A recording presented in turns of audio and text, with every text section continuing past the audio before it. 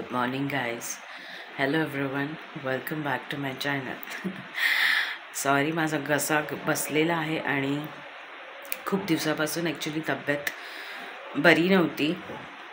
आता कुठे थोडंसं उठून उभी आहे मी. अदरवाईज ताप, सर्दी, खोकला, वातावरण अचानकमध्ये उष्णता वाढल्यामुळे आय डोंट नो क्लायमॅटिकली चेंजेस झाल्यामुळे मे बी झालं की काय माहिती नाही, पण अचानकमध्ये आजारी पडली आणि आज थोडंसं ओके वाटतं आहे.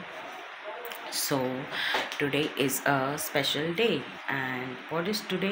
Today is women's day. तर काल तर मला हे बोलले की काहीतरी स्पेशल करतो तुझ्यासाठी. बाहेरचं तर खाणं नाही आहे मला, बिकॉज घसा असा बसलेला आहे, तर काही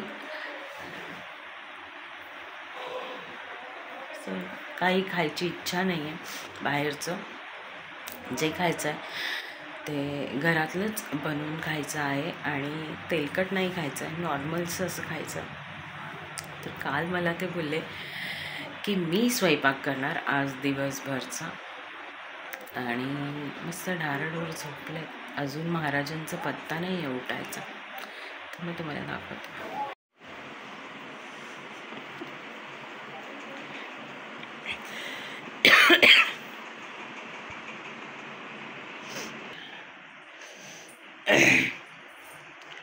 आणि इथे आमची राजकुमारी झोपलेली आहे. बारकी राजकुमारी शाळेला गेली आहे. काय स्पेशल करणार आहे ते मला पण नाही माहिती. सो बघूया आपण काय स्पेशल होतं आहे आणि काय करतात आहे.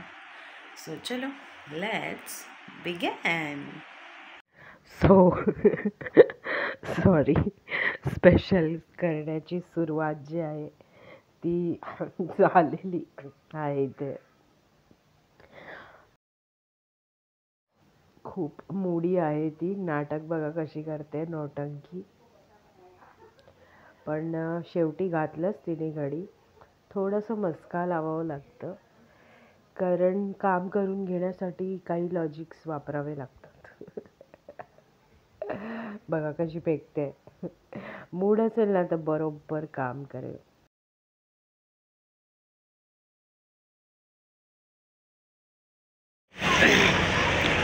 मी बाहेर आलेली आहे इथे आणि भाजी हवी होती मला.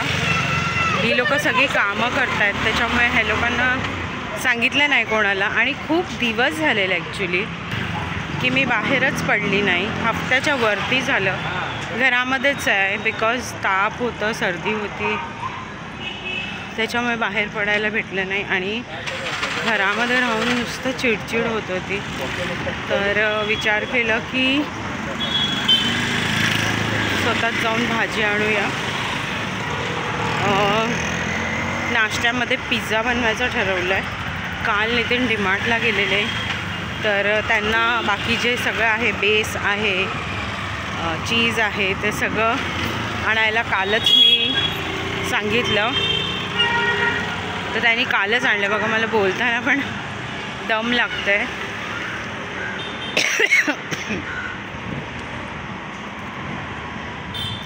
तर टोमॅटोज टाकणार नाही आहे मी. मला हवे होते baby corn, otherwise normal corn, sweet corn, पण मला कुठेही भेटले नाही ते इथे. त्याच्यामुळेच मी बाहेर पडलेली की 4 दुकानं सोडून आपण बघूया, भेटले तर भेटतील, पण नाही भेटले. तर फक्त शिमला मिरची मी घेऊन आली आहे आणि मशरूम जे आहे काल आणलेले आहेत नितीननी भाजीसाठी ॲक्च्युली. तर त्याची भाजी बनवूया आणि थोडेसे मशरूम पिझ्झामध्ये पण टाकूया. ऊन एवढं आहे ना, त्याच्यामुळे दम लागतं आहे बोलताना. चला घरी जाते. एका हाताने फोन पकडून हात दुखतो आहे माझा. माझं डोकं जे आहे ना ते थोडंसं जड झालेलं, त्याच्यामुळे मी विचार केला की थोडंसं वाफ घेऊया आणि त्याच्यामध्ये थोडंसं रिलीफ वाटलं मला. तर तपस्या जे आहे तिने पूर्ण कटिंग चॉपिंग जे आहे मी जसं सांगितलेलं तसं पूर्णपणे तिने करून ठेवलेलं. ब्रेड तर रेडीच होते आणून, आणि हे खायची पानं आहेत जे की मी सर्दीसाठी आणून ठेवलं आहे. आणि कॅप्सिकम आहे, सगळे भाज्या तर तुम्ही बघताय. तर इथे मी पिझ्झा बनवायला आलेली आहे. पिझ्झा बेस घेतल्यात आणि पिझ्झा बेस जे आहे ते भाजून घ्यायचं आपल्याला. तर पनीर घेतलं आहे मी इथे, कांदे असे कापून घेतलेत आणि हे मशरूम आहेत जे की काळे झालेत. कसे काळे पडले देव जाणे. कालपर्यंत खूप छान होते, कालच डीमार्टमधून आणलेले. हे कॅप्सिकम आहे आणि हे माझ्याकडे पिझ्झा पास्ता सॉस आहे, pizza topping sauce, sorry pizza pasta नाही, ऑरिगॅनो आणि चिली फ्लेक्स आहेत. तर ह्या सगळ्या गोष्टी टाकून मी पिझ्झा बनवणार आहे. तर तवा जे आहे ते मी गॅसवरती तापत ठेवला आहे आणि त्याच्यावरती तूप जे आहे तूप वापरणार आहे.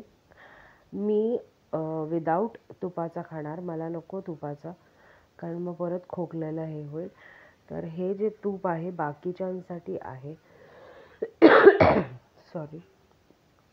तुमच्याकडे बटर असेल तर तुम्ही भाजून घेऊ शकता, आणि नसेल तर तूप तर नॉर्मली असतंच. आणि ते पण जर नसेल तर तेलानेही थोडंसं तुम्ही शेकून घेऊ शकता. त्याने कसं बेस जे आहे ते थोडंसं क्रिस्पी. आणि मग पिझ्झा बनवायला घेते, त्याचं जे टेस्ट आहे ना खूप छान लागतं. तर हा जो बेस भाजते मी विदाऊट घीचा तो माझा आहे. तर चला, नवरोबासाठी आपण पिझ्झा बनवूया पहिला. तर टॉपिंग्स जे आहेत,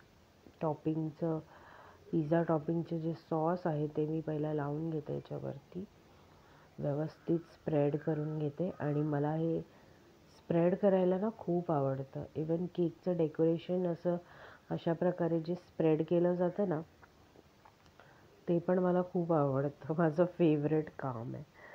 ओके, मग नंतर मी त्याच्यामध्ये चिली फ्लेक्स टाकते आहे आणि त्याच्यानंतर मग ऑरिगॅनो टाकणार आहे थोडंसं.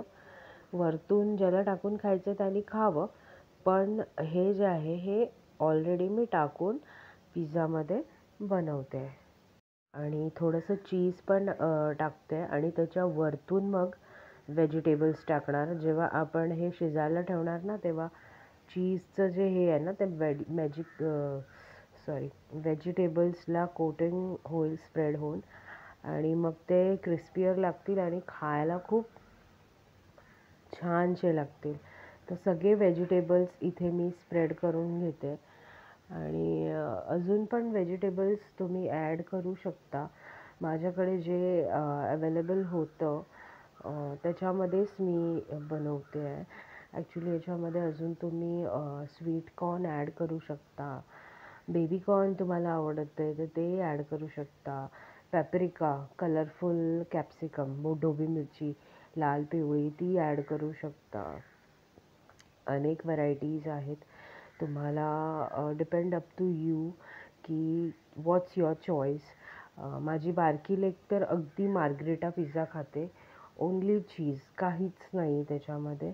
आणि त्यातल्या त्यात तिला स्वीट कॉर्नचा फ्लेवर आवडतो, दॅट्स इट. त्याच्याऐवजी ती दुसरं काहीच पिझ्झा खात नाही. आणि जरी तिला दिलं तर सगळे भाज्या काढून साईडला ठेवते आणि फक्त ब्रेड आणि पिझ्झा आपलं चीज खाते. त्याच्यामुळे मग तिच्यासाठी मला मार्गरेटा पिझ्झाच बनवावं लागतं. ओके, मग हा आपला पिझ्झा जो आहे तो इथे शेकायला तयार आहे. मी खाली एक कुकरवाली डिश ठेवली आहे. ओके, ताट जे आपल्याला झाकायचं आहे ना त्याचं जे रुंदी आहे ती मोठी पाहिजे, जेणेकरून ते छानपैकी असं कवर झालं पाहिजे. इथे चीज जे आहे ते स्प्रेड झालेलं आहे पूर्णपणे. आणि पिझ्झा जो आहे तो आपला रेडी आहे. आणि चला मग आपण ह्याला सर्व करूया. तोपर्यंत दुसरा पिझ्झा आपण तव्यावरती शिजत ठेवूया.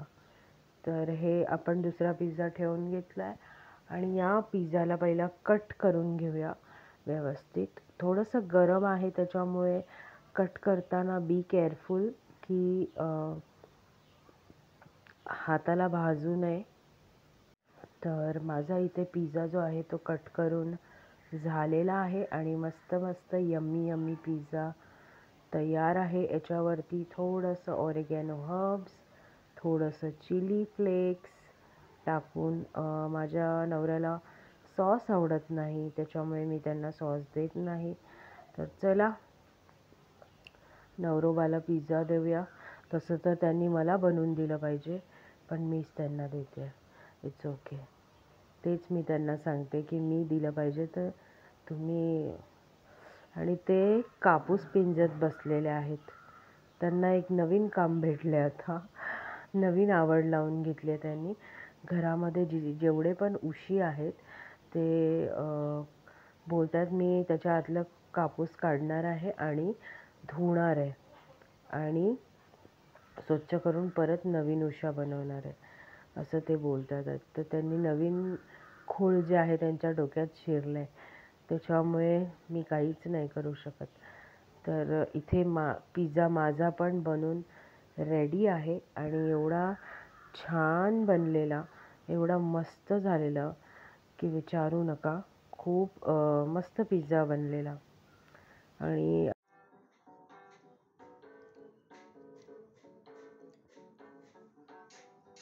काय मज्जा येते माहिती आहे रेन डान्समध्ये खरंच.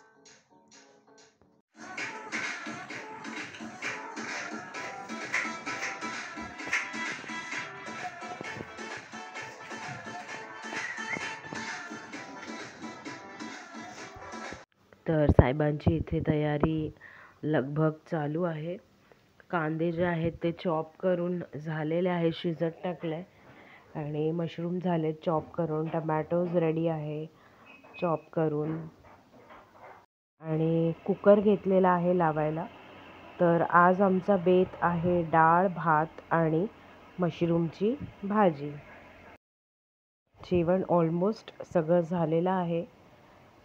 डाळ झालेला आहे, भाजी झालेली आहे आणि इथे तुम्ही बघू शकता काय मेस करून ठेवलं या माणसांनी किचन. आ हा हा हा हा. तुमच्या घरामध्ये पण जर असं होत असेल तर मला नक्की कमेंट करून सांगा. पण भाजी एवढी अप्रतिम झालेली ना की मी काय सांगू तुम्हाला. एक नंबर झालेली. डाळ तशीच्या तशीच ठेवलेली आहे. भाजीवरती सगळ्यांनी ताव मारलेला आहे. खूप छान आणि खूप मस्त झालेली भाजी सिरियसली. आणि आमच्या इथे एक वैशिष्ट्य आहे की भाजी चांगली झाली असेल तर डाळीला कोणीही विचारत नाही आणि असंच झालं.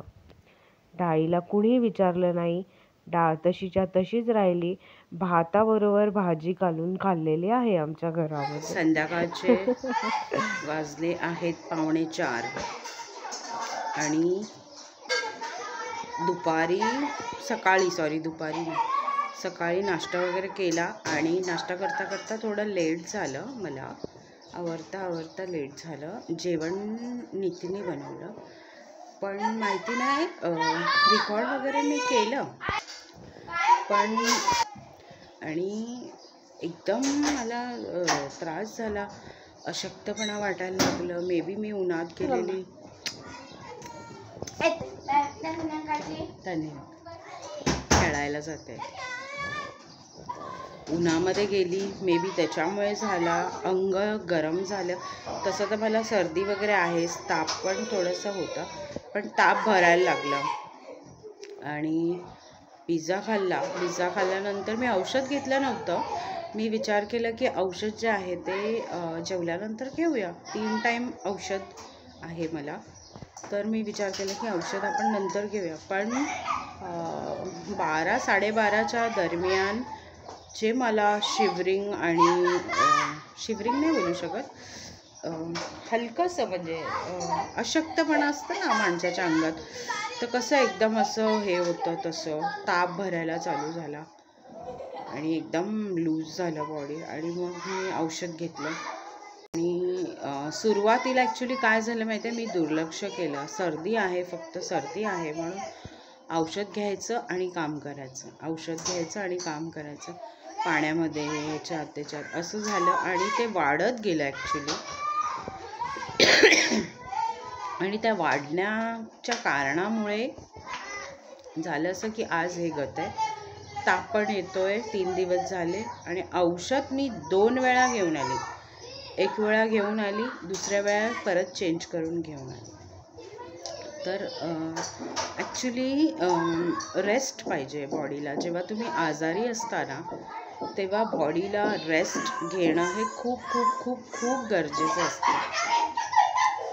अदरवाईज ते कुठेतरी कवर होत नाही आणि त्याच्यामुळे मग बॉडी जे आहे ना आपली ठीक होत नाही. मुलं बाहेर खेळत आहेत क्रिकेट, त्याच्यामुळे त्यांचा आवाज येतो. बॉडीला हिलिंगसाठी एक आरामची गरज असते आणि जेव्हा ते आराम भेटत नाही ना, तेव्हा ती बरी होत नाही. त्याच्यामुळे वेनेवर तुम्हाला बरं वाटत नाही आहे, काही असो, एक छोटंसं सर्दी का नाही असो, तुम्ही स्वतःला थोडंसं एक आराम द्या, नॅप करा, मधी झोपा, औषध घेतल्यानंतर थोडंसं रिलॅक्स करा, तेव्हाच तुम्हाला बरं वाटेल. तुम्ही बोलणार मी औषध घेणार आणि कंटिन्यू काम करणार, तर असं होणार नाही. मग ते पुढचं स्टेपला जातं मग. कारण छोटीशी एवढीशी सर्दी आता मला तापावर आलेली आहे. त्याच्यामुळे जर कोणाला, आणि आता क्लायमेट सडनली चेंज झाला आहे, त्याच्यामुळे खूप फ्रिक्वेंटली या सगळ्या गोष्टी चाललेल्या आहेत. तर please take care of your self.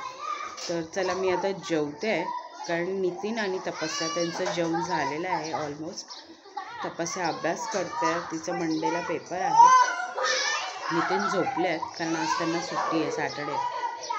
So मी जेवून घेते, लगभग 4 वाजतच आले आहेत.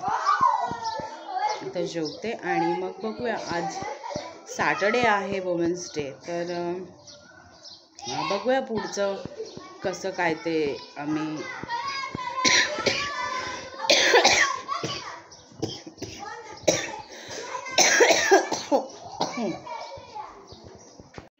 चालू आहोत सत्संगला, सगळे मिळून फुल फॅमिली. आणि तपस्या खूप दिवसांनी येत नव्हती, तिचे एक्झाम्स होते, पण मधी संडे आला आणि हा सॅटर्डे आहे, त्याच्यामुळे तिला पण घेऊन गेलो आम्ही. तर आम्ही फुल फॅमिली जे आहे ते सत्संगला चाललेलो आहोत. चला.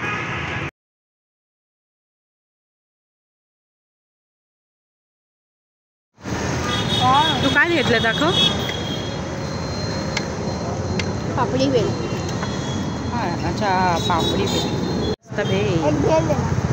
पापडी पाहिजे, मला खोकला लागणार.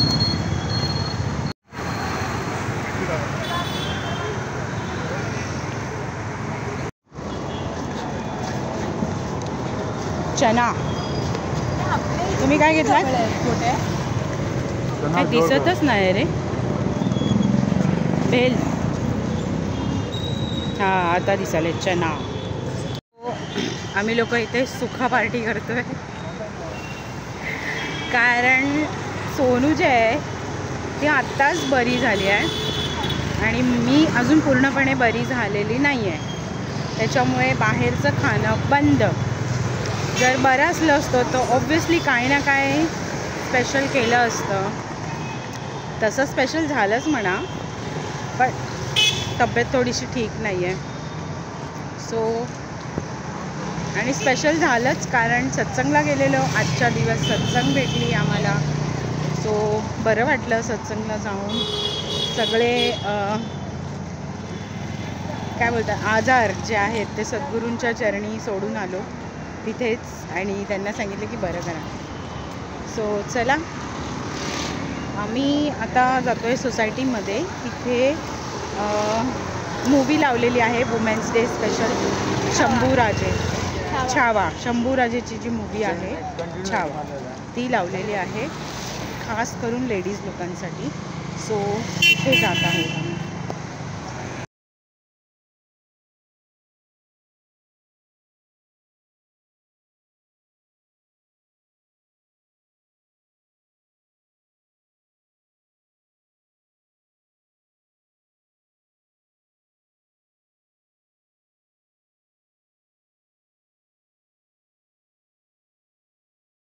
दिन आलेलो आहोत आणि येताना मी हा छोटासा गजरा घेतला.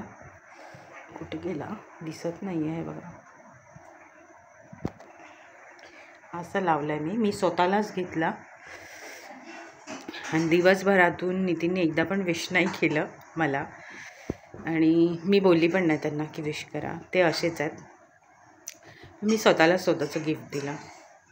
ओके. आणि दुपारी मी जेवलीच नाही. 4:30ला मी जी तुम्हाला बोलली ना की मी जेवणार आहे 3:45ला. मला खूप तहान लागलेली, बॉडी सगळी डिहायड्रेटेड झाली. त्याच्यामुळे मग मी 2 ग्लास भरून पाणी पिलं आणि त्याच्यानंतर मला जेवायची इच्छा नव्हती. मग 7-7:30ला मला भूक लागली. मग भूक लागल्यानंतर मी 1 वाटी डाळ पिळाली, कारण संध्याकाळचं दिवाबत्तीच्या टायमाला जेवत नाही. तर मी बोलली काय करू आता, बाहेरचं तर आपण खाऊ नाही शकत.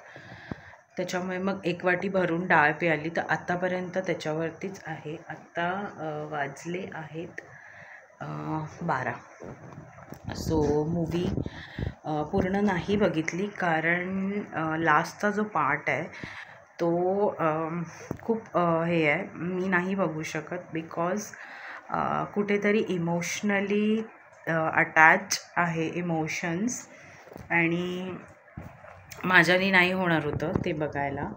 म्हणून मी लास्टचा भाग जो आहे तो स्किप केला. आणि प्रथा आणि तिचे पप्पा अजून पण तिथेच आहेत आणि मी आणि तपस्या आम्ही दोघं आलेलो आहोत. सो तपस्याला अभ्यास होतं, सो ती निघून आली आणि इवन मी पण, आम्ही दोघं एकत्रच आलो आणि आता जेवणार आहोत. खूप लेट झालं आहे माहिती आहे मला, पण चणे खाल्लेले मधी. तर ओ सॉरी, मोबाईल पडला असता. चणे खाल्लेले त्याच्यामुळे थोडंसं भरल्यासारखं वाटत होतं, की असं वाटत नव्हतं की भूक लागली. आणि जेवण ॲक्च्युली थोडं जात नाही आहे, त्याच्यामुळे थोडंसं हे होतं आहे. आणि औषधं घेऊन ना जीभ आणि होठ बघा, होठ बघून इझिली माहिती पडू शकतं की ताप आहे अंगामध्ये. पहिलेचे लोक ना जीभ बघायचे आणि होठ जे आहेत ते बघायचे. हे भाग जो आहे आतला, हे बघा, हा जो आपण बोलतो ना, हा भाग रेडिश असतो. त्याच्याने माहिती पडतं की अंगामध्ये ताप आहे. भले आपल्याला वाटत नाही, पण आतमध्ये ताप असतं, तर त्याच्याने माहिती पडतं की आतमध्ये ताप आहे. सो आता मला हळूहळू जाणीव होते आहे. तर आता मी जेवते आहे. ही लोकं आले नाही आहेत, तर आम्ही दोघी जेवून घेतो आहे, कारण आता माझ्यामध्ये अजिबात कॅपॅसिटी नाही आहे त्यांच्यासाठी थांबायला. आणि त्यांना येता आय थिंक 12-12:30 वाजतील. 12 तर ऑलमोस्ट वाजलेत, 12:30 वाजतील.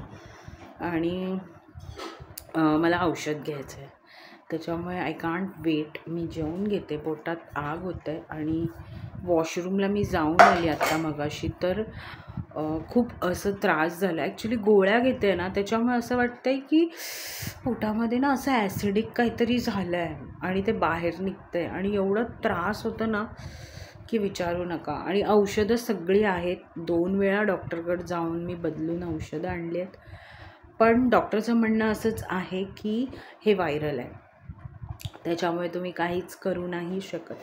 सो ॲसच असं काहीच स्पेशल झालेलं नाही आहे. स्पेशल झालं हे की नितीनने माझ्यासाठी जेवण बनवलं, तर हे स्पेशल होतं. आणि 4 दिवसापासून तेच बनवतात जेवण, बिकॉज मी आजारी आहे. त्याच्यामुळे त्यांचं म्हणणं असं आहे की माझ्यासाठी तर रोज वुमन डे आहे 4-5 दिवसापासून. आणि त्यांचं म्हणणं असं आहे की हे जे सगळं आहे, डोळे पण जातात, ते परदेशी हे आहेत, वेस्टर्न कल्चर आहे. आपल्या इथे असं नाही आहे. आपण काय एकच दिवस वुमेन्स डे करतो का, फादर्स डे, मदर्स डे, असं त्यांना वाटतं. त्यांचं बघायचं लुकआउट वेगळं आहे. त्यांच्यासाठी रोज वुमेन्स डे असतं, डॉटर्स डे असतं, मदर्स डे असतं, फादर्स डे असतं, सिस्टर्स डे असतं, जे पण आहे सगळे डेज रोज असतात. त्यांचं असं म्हणणं आहे, बिकॉज ते बोलतात की रोज आपण आपल्या रिस्पॉन्सिबिलिटी पार पाडलं की ऑटोमॅटिकली सगळं पार होतं.